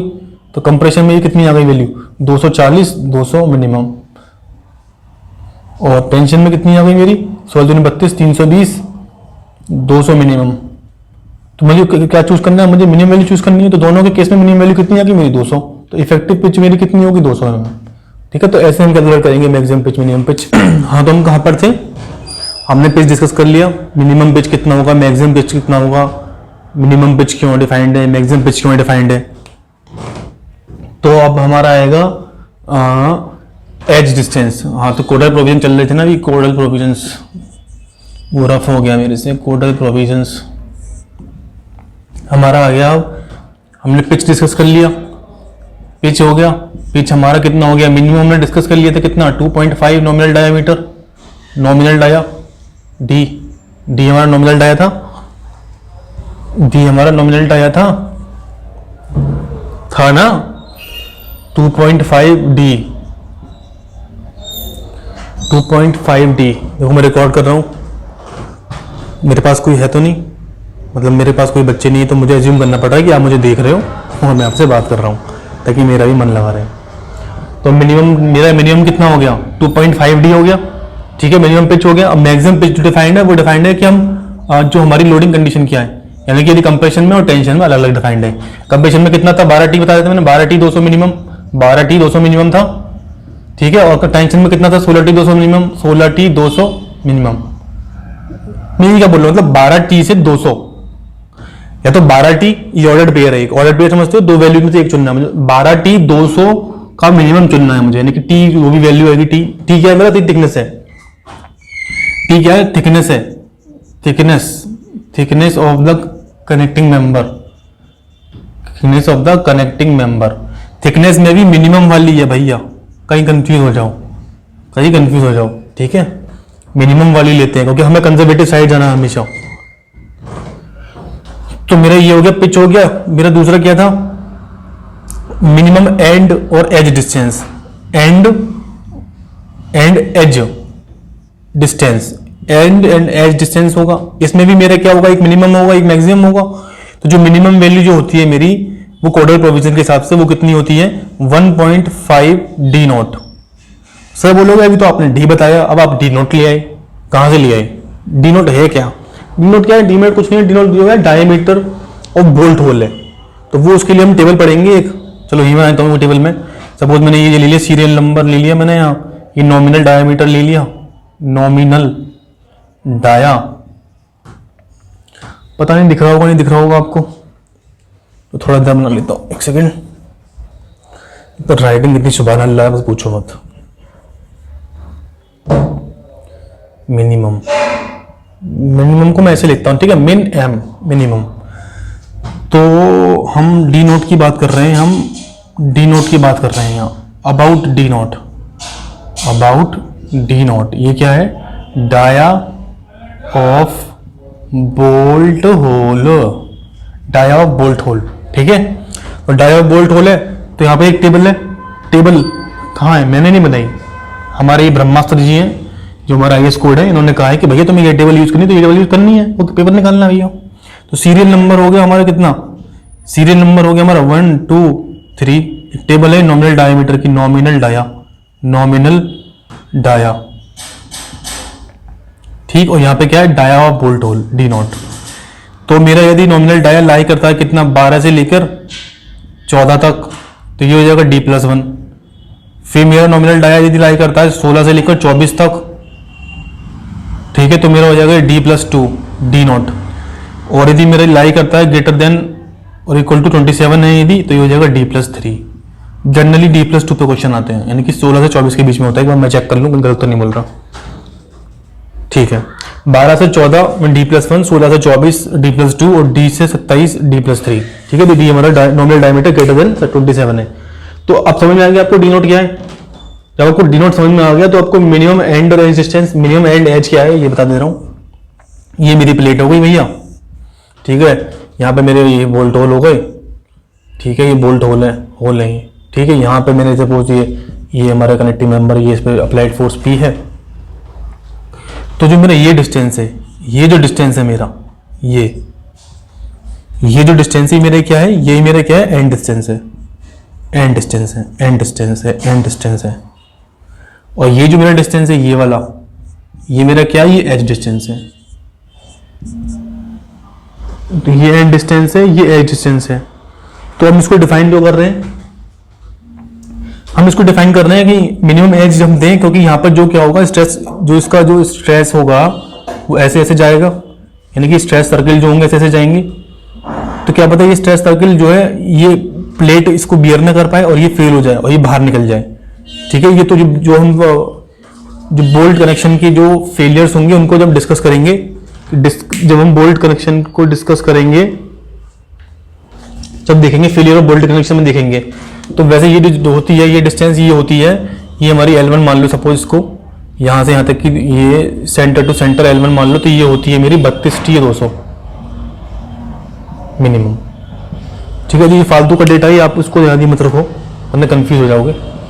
बचने याद रखो कि हमारे मिनिमम एज कितनी होती है, पेपर में पूछी जाती है। मिनिमम होती है 1.5 डी नॉट और मैक्सिमम होती है हमारी कितनी? मैक्सिमम होती है 12T epsilon. 12T epsilon, epsilon क्या है? यहाँ एप्सिलॉन की वैल्यू होती है 250/Fy। एप्सिलॉन की वैल्यू होती है 250/Fy। लेकिन मिनिमम एज और एंड आ गया, मैक्सिमम एंड एज जो आ गया, पिच आ गया, मेरा मिनिमम मैक्सिमम आ गया, ठीक है। तो हमारा एंड हो गया, एज हो गया, पिच हो गया और डायमीटर ऑफ बोल्ट होल हमने कैलकुलेट कर लिया, उसकी टेबल आ गई। ये नॉमिनल डायमीटर हो गया मेरा, ये डायमीटर ऑफ बोल्ट होल हो गया। इसको मैं डी लिख दे रहा हूँ डायरेक्ट यहाँ पे, यदि समझ में नहीं आ रहा हो तो। ये मेरा क्या है? डी, और डी मेरा क्या है? नॉमिनल डायमीटर, ठीक है। इसको नोट कर लो।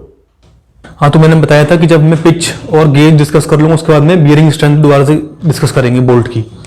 तो मैं पता है बियरिंग स्ट्रेंथ जो थी बोल्ट की वो कितनी आई थी? बियरिंग स्ट्रेंथ ऑफ बोल्ट कितनी आई थी? बियरिंग स्ट्रेंथ ऑफ बोल्ट, वही हम एक ही फॉर्मूला यूज करेंगे जो अब तक यूज करते हैं, cross sectional area, effective cross sectional area into permissible stress, यही था, ठीक है। इफेक्टिव क्रॉस सेक्शनल एरिया कितना था? D इंटू टी मिनिमम था, D इंटू टी मिनिमम था। परमिसिबल स्ट्रेस कितनी थी? परमिसिबल स्ट्रेस कितनी थी? एक फैक्टर था मेरा 2.5 kb इंटू इसमें प्लेट इफेक्टिव होती है अपॉन 1.25, यही था। इसमें मैंने कहा था kb की वैल्यू क्या होती थी हमारी? kb की वैल्यू होती थी मिनिमम ऑफ E0/3D0, E0/3D0 या P0/3D0 माइनस 0.25 और E0/3D0 या P0/3D0 minus 0.5 FU plate, sorry FU bolt upon FU plate. या 1, इसका मिनिमम वैल्यू लेते थे हम। अब तो समझ में आ गया कि एज डिस्टेंस क्या है। एज डिस्टेंस क्या था, ठीक है। यदि हमें एज डिस्टेंस नहीं गिवन है, या हमें एज डिस्टेंस नहीं गिवन है और के डी की वैल्यू फाइंड करनी है, अभी हम क्वेश्चन सॉल्व करेंगे ना तो समझ में आ जाएगा कैसे होगा। अभी फिलहाल बताता हूँ, एज डिस्टेंस मुझे नहीं गिवन है, ठीक है, तो क्या करूंगा, मुझे बताइए ई नोट की मिनिमम वैल्यू कितनी होती है। अभी मैं देख के आया हूँ क्वार्टर प्रोविजन में ई नोट की मिनिमम वैल्यू कितनी होती है, 1.5 डी नोट, यही होती है। तो ई नोट पता पड़ गया डी नोट की टर्म्स में, ठीक है। तो यानी कि ये वैल्यू निकल के आ जाएगी। सिमिलरली पी नोट की वैल्यू कितनी होती है मिनिमम, पी नोट की वैल्यू कितनी होती है मिनिमम, 2.5 डी, 2.5 डी होती है, 2.5 डी होती है, ठीक है। ना पता हो तो डी का नॉमिनल डायमीटर है, बट यहाँ पे क्या है, यहाँ पर bolt diameter of bolt whole है। डायमीटर ऑफ बोल्ट होल के लिए टेबल मैंने याद करवाई थी, आपको क्या ध्यान है, टेबल याद करवाई थी। यहाँ पर कौन सी टेबल थी, यदि मेरा डाया जो है नॉमिनल डाया लाई करेगा कितने 12 से 14 के बीच में लाई करेगा, तो मेरे ये कितना होगा, D+1 होगा। ये D+1 क्या है, डायमीटर ऑफ बोल्ट होल, ठीक है। और ये क्या है, D+1 होगा। और यदि मेरी 16 से 24 के बीच में होगी, यदि मेरे डायमीटर जो होगा नॉमिनल डायमीटर 16 से 24 के बीच में होगा, तो मेरा ये कितना होगा, D+2 होगा। ये मेरा कितना होगा, D+2 होगा। यदि ये 16 से 24 के बीच में होगा तो ये मेरा D+2 होगा। और यदि मेरा नॉमिनल डायमीटर में 27 से ज़्यादा होगा तो ये D+3 होगा। जनरली पेपर में क्वेश्चन आता है D+2 से, ठीक है। यदि आपको याद ना रहे टेबल, यदि आपको टेबल याद ना रहे कि नॉमिनल डायमीटर मेरा इतना दे रखा है, नॉमिनल डायमीटर दे रखा है, और मेरे को याद ना रहे कि टेबल में मैं कितना डायमीटर ऑफ बोल्ट होल कैसे निकालता हूँ, डायमीटर ऑफ बोल्ट होल कैसे निकालता हूँ, याद ना रहे तो सिंपल D+2।